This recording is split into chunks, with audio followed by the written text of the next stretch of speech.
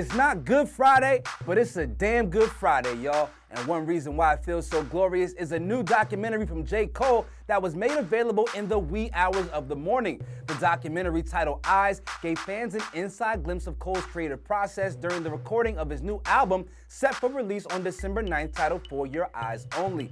In the doc, rare footage of Cole playing instruments and piecing together intricate parts of his album can be seen, as well as some thought-provoking conversations with members of his team. But fans are also buzzing about two videos that were included in the documentary for what's believed to be upcoming tracks off of the album.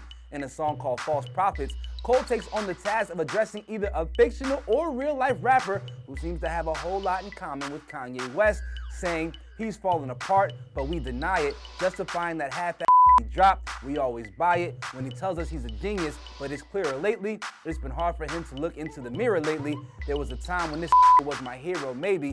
That's the reason why his fall from grace is so hard to take. Now, some also claim in the first verse there was some light jabs at Drake, but at this point, anytime somebody alludes to a rapper not writing their own raps, Drake's name is just always gonna come up.